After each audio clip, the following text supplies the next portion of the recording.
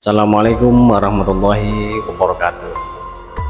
Balik lagi di Awazza Official, tentunya channelnya cerita misteri.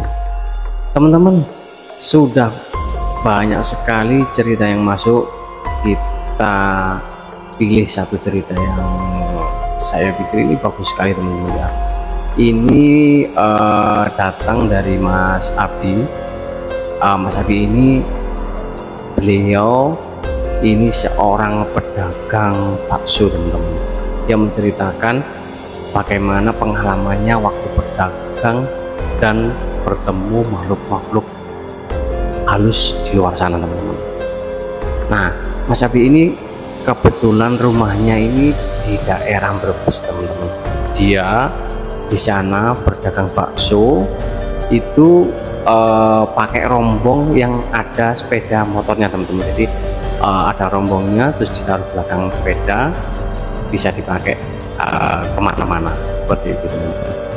Nah, jalur yang dilewati Mas Abi ini itu kan dia antar desa teman-teman, antara desa satu dan desa yang lain itu dia agak jauh teman-teman, karena kan dia di Brebes itu di situ banyak sekali kayak kebun-kebun, terus hutan, atau sawah. Jadi antara desa yang satu dengan yang lain itu dibiasakan ada sungai, terus ada jalan yang naik seperti itu teman-teman. Nah untuk Mas Abi ini dia kebetulan jualannya itu dia malam hari teman-teman. Dia berangkat sore jam 5 setelah asar itu, nanti dia pulangnya jam 9 sampai habis teman-teman, jam 9 malam sampai habisnya baksonya dia ini teman-teman. Nah ini di sana ada sebuah desa, saya katakanlah desanya nggak saya sebutkan, ini desa A sama desa B. Nah Mas Abi ini dia kalau misalkan sehari di desa A ini sudah habis baksonya, besoknya dia akan ke sana lagi. Tapi kalau sehari tadi di desa A ini tidak habis, dia akan besoknya dia akan di desa yang lainnya seperti itu teman-teman. Nah Mas Abi ini berangkatnya jam 5 sore teman-teman. Waktu itu dia masih ingat, dia pulang sampai jam 9 tuh baksonya dia belum habis teman-teman. Jam 9 belum habis, cuman dia emang tinggal sedikit, nggak sampai banyak teman-teman. Waduh ini tinggal 2 porsi, ya sudahlah, akhirnya dia pulang teman-teman. Dia pulang karena sudah malam ya teman-teman ya, kan kalau di pedesaan itu untuk lampu penerangan jalan itu dia nggak begitu banyak teman-teman ya, paling kalau ada rumah warga desa baru ada lampu. Nah ini dia pertama dia menurunin ladang teman-teman, ladang, terus nah waktu naik di daerah batu-batuan ya teman-teman ya, ini kanan kirinya itu dia pohon pinus teman-teman, kanan kirinya dia pohon pinus. Itu dia melihat cahaya teman-teman, ada cahaya merah. Dia pikir itu mungkin kayak kunang-kunang gitu teman-teman, tapi dia cahayanya itu satu apa ya, sebesar kelereng gitu. Cahayanya dia warna merah, turun ke suatu tempat tepat di atas batu teman-teman. Terus ada lagi warna hijau turun di situ, terus ada lagi warna kuning, sampai 3 kali teman-teman. Dia pikir mungkin itu kunang-kunang seperti itu. Tapi teman-teman ya, ternyata cahaya itu dia lama-lama berubah menjadi bola api teman-teman. Bola api itu dia lama-lama menjadi besar dan besar. Kemudian bola api dia berjalan tepat di atas kepalanya Mas Abi ini teman-teman. Mas Abi yang waktu itu naik motor ya, dia naik motor di pinggir jalan seperti itu, dia hampir saja ketabrak bola api ini. Kemudian dia berhenti, dia melihat bola api ini, dia menuju ke sebuah pohon yang besar di sana. Di sebuah pohon yang besar, terus dia nempel di pohon tersebut. Dan anehnya teman-teman ya, pohon ini dia tidak terbakar. Kalau logikanya ya, kalau pohon terkena api pasti kan terbakar. Pohon ini tidak terbakar teman-teman. Terus akhirnya dia pulang, dia cerita sama istrinya, tadi aku ketemu apa kayak bola api. Kata istrinya, oh itu lampor. Lampor itu ya mungkin sejenis makhluk halus seperti itu teman-teman. Tapi karena emang Mas Abi ini kan niatnya kan memang dia mencari apa ya, rezeki buat keluarganya. Besoknya dia nggak mau lewat situ, maksudnya nggak ke apa, jalurnya nggak ke desa yang itu, dia ke desa yang lain teman-teman. Dia balik ke desa yang lain. Nah kali ini dia jam 8 sudah pulang teman-teman. Jam 8 sudah pulang, sudah habis. Ini dia pulang kebetulan lewat pinggir sawah teman-teman. Di pinggir sawah itu dia kan jalannya agak turun teman-teman, agak turun seperti ini. Tapi di tengah turunan itu sepertinya ada yang narik dari belakang teman-teman. Ada yang narik dari belakang sehingga apa, motornya itu dia sampai apa, keangkat ke atas. Akhirnya dia jatuh terus pingsan teman-teman. Dia pingsan nggak berapa lama, dia nggak tahu dia bangun teman. Dia bangun itu karena di situ kan memang jalur sepi ya, nggak ada sama sekali, nggak ada orang lewat, nggak ada yang nolongin, nggak ada yang apa ya, karena nggak ada yang lewat itu tadi. Terus dia bangun, dia lihat sekeliling, dia baru sadar, oh barusan ini ya pingsan ya, karena jatuh dari motor teman-teman. Dia ambil motornya, terus dia meneruskan perjalanan pulang teman-teman. Itu selang 2 hari dari kejadian yang pertama tadi teman-teman ya. Terus akhirnya dia pulang. Besoknya dia nggak jualan teman-teman. Dia bilang ke istrinya, hari ini nggak jualannya karena kan badannya mungkin karena habis jatuh itu dia sakit semua teman-teman. Nah setelah dia libur, besoknya dia jualan lagi teman-teman. Kali ini dia datang ke desa yang pertama kali jalur ke sana teman-teman. Dia ke sana terus jualan seperti biasa. Nah waktu itu sepi sekali, ini nggak ada yang apa ya teman-teman, nggak ada ya, ada teman, ada 1-2, sehingga baksonya ini dia masih banyak. Dia berpikir, waduh ini sudah jam 9 malam tapi baksonya masih banyak. Akhirnya dia coba agak malam lagi pulangnya, sampai jam setengah 11 cuman laku nambah 1 orang aja teman-teman. Akhirnya dia pulang sampai jam 11 malam teman-teman. Tahu sendiri jalannya naik turun sepi, malam-malam nggak ada penerangan, cuman penerangan apa, lampu sama biasanya itu Mas Habib pakai headlamp itu teman-teman, itu lampu yang sorot di kepala itu, pakai itu dia. Nah, dia pulang terus teman-teman ya.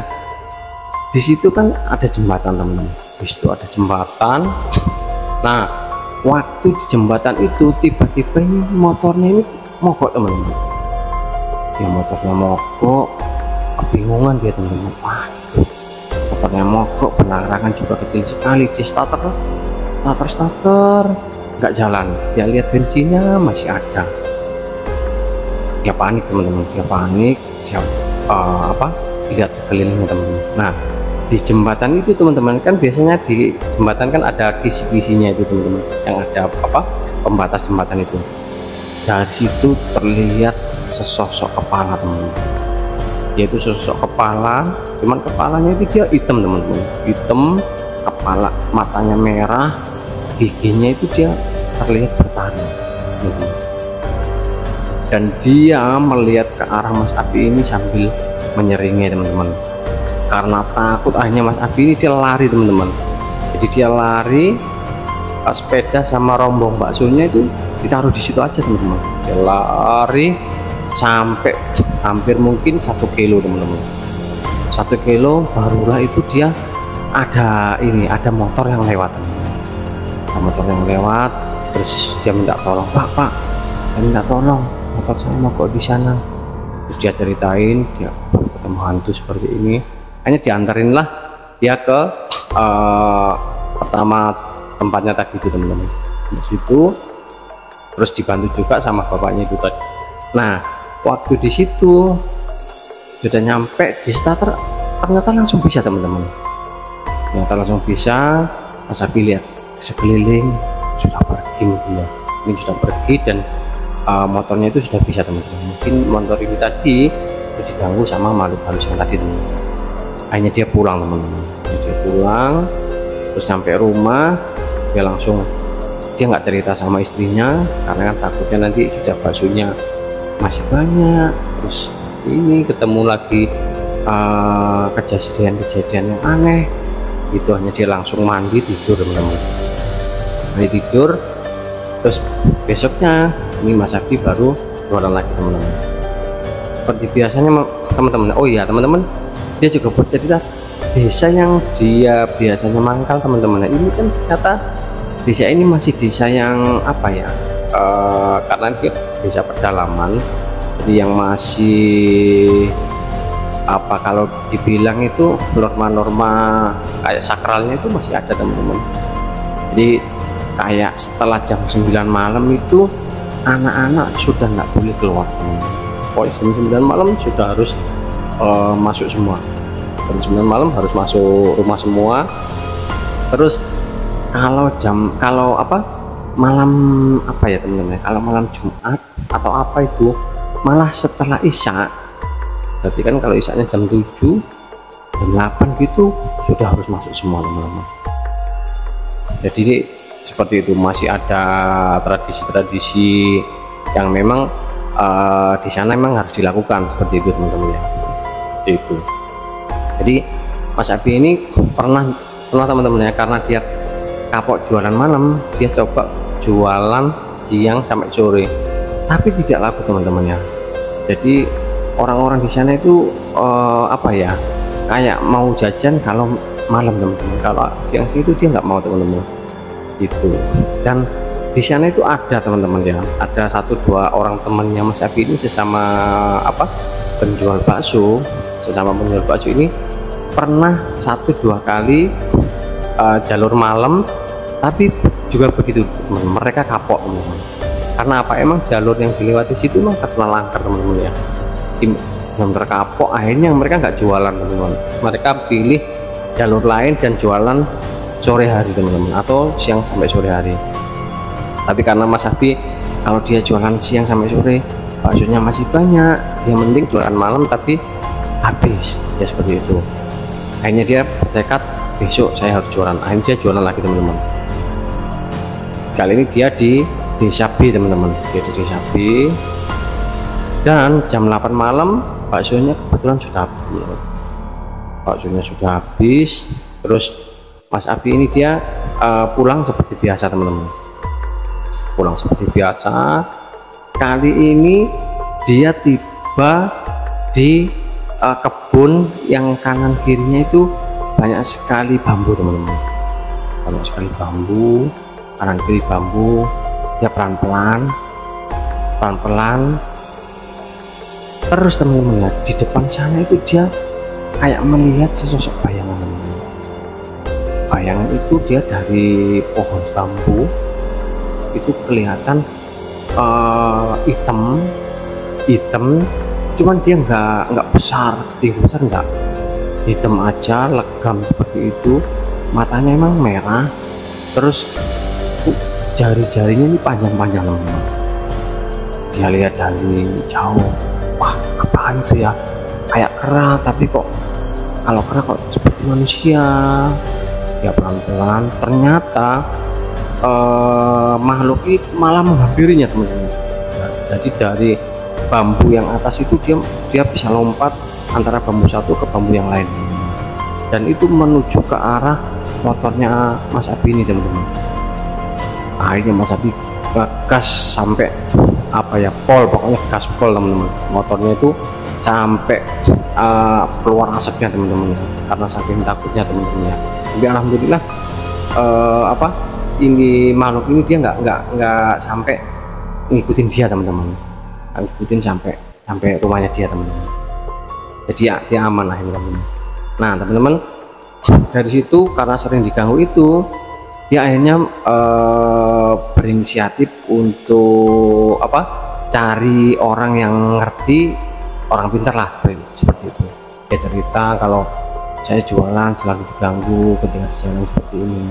Nah, sama orang pintar ini dia dikasih sebuah pegangan tuh kayak sebuah ini teman, kayak raja teman. Kayak raja itu terbuat dari kulit hewan, nggak tahu itu hewan apa itu, terus dijahit seperti itu di model kayak raja kota itu, kasihkan sama Mas Adi.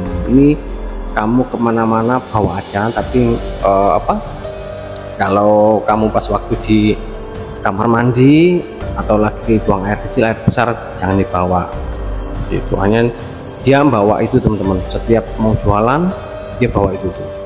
Nah tapi alhamdulillah teman-teman ya, setiap dia bawa raja yang dikasih orang pintar itu tadi, waktu melewati jalan-jalan yang biasanya angker dan selalu ada penampakan, itu tidak ada penampakan teman-teman.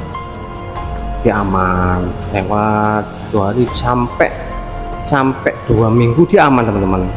Seneng karena dia sudah seneng, ini sudah nggak pernah diganggu. Nah, suatu ketika teman-teman, waktu berangkat itu dia lupa tidak bawa raja ini teman-teman, ditaruh di rumah, kemudian ketinggalan di kamar. Dia berangkat teman-teman, nyampe sana terus baksonya habis, dia mau pulang, dia teringat, loh raja kemarin kelupaan di rumah, dia bilang gitu. Karena kan dia mulai was-was teman-teman, dilihat jam sudah jam 9 malam. Wah, waktunya pulang ini dia pulang teman-teman. Waktunya pulang, ternyata bener teman-teman ya, kali ini nyampe di pinggir batu-batu. Jadi pinggirnya itu dia batu-batu teman-teman, batu-batu kanan kiri, batu-batu. Itu motornya ini dia mogok teman-teman. Waduh, motor ini mogok. Dia mulai was-was, lihat kanan kiri, lihat depan belakang. Kan kalau pakai senter di kepala itu kan dia kelihatan teman-teman ya. Kalau menghadap kanan, jalan arah kanan pasti kan kelihatan teman-teman. Di belakang dia teman-teman ya, pas di tengah jalan itu ada sosok putih dan dia kayak bergoyang gitu teman-teman, berdiri dan bergoyang-goyang gitu teman-teman, berdiri dan bergoyang-goyang.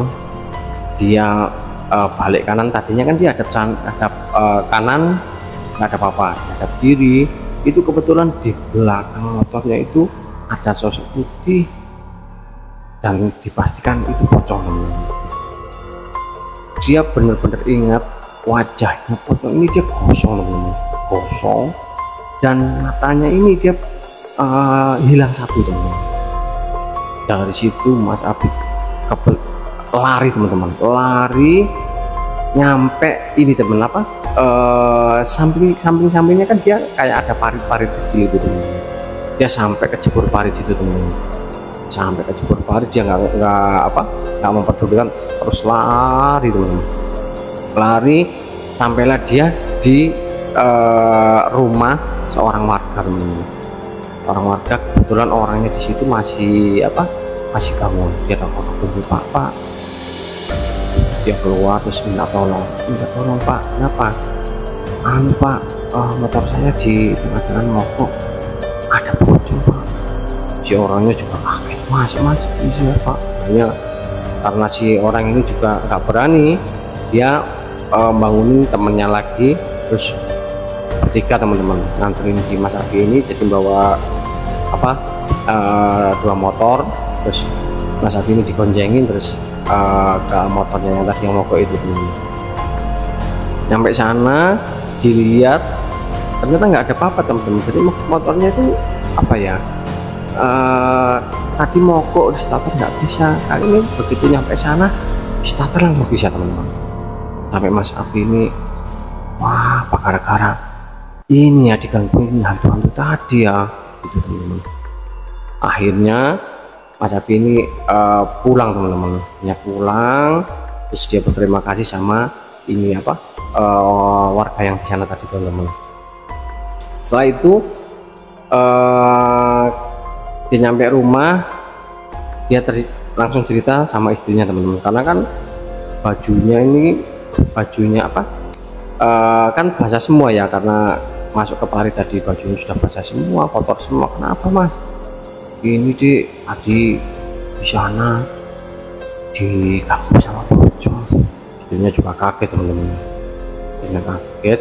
Terus akhirnya si Abi ini mandi, terus si istrinya juga tidur duluan teman-teman. Nah anehnya teman-teman ya, anehnya ini dia waktu mandi itu dia seperti diikuti teman-teman. Jadi di telinganya itu kayak ada yang membisiki, ada orang bernafas tapi nggak ada orangnya gitu teman-teman. Dia mulai panik teman-teman. Waduh, jangan-jangan ini hantunya ikut ke sini teman-teman. Dia pikirannya sudah seperti itu teman-teman. Ternyata teman-teman setelah dia mandi pakai handuk, dia melengok ke arah langit-langit kamar mandinya. Di situ ternyata emang ada pocong yang dia lihat di jalan tadi itu ternyata mengikuti sampai rumah teman-teman. Karena dia shock dan kaget, dia teriak masuk kamar teman-teman. Masuk kamar, istrinya bangun. Kenapa mas? Ternyata pocong ke sini. Si istrinya kan karena dia pemberani, dia ke kamar mandi. Mana mas? Nggak ada. Akhirnya ya sudah, hanya tidur. Besok paginya dia manggil orang pintar yang kemarin ngasih deklarasi itu. Ternyata emang setelah orang itu kesini, oh iya memang si pocong ini tertarik sama kamu, akhirnya dia ngikutin kamu sampai rumah. Akhirnya bapak ini ya bisa dibilang ustadz ya, dia ya baca-baca sesuatu terus kasih pagar di rumahnya itu teman-teman. Di istilahnya orang Jawa magarin rumahnya itu teman-teman, magarin. Akhirnya emang pocongnya itu dia nggak ganggu lagi. Nah teman-teman, karena apa ya, karena sering diganggu seperti ini, akhirnya Mas Abi ini apa ya, berpikir untuk mencari pekerjaan yang lain teman-teman. Dia akhirnya pindah ke Jakarta.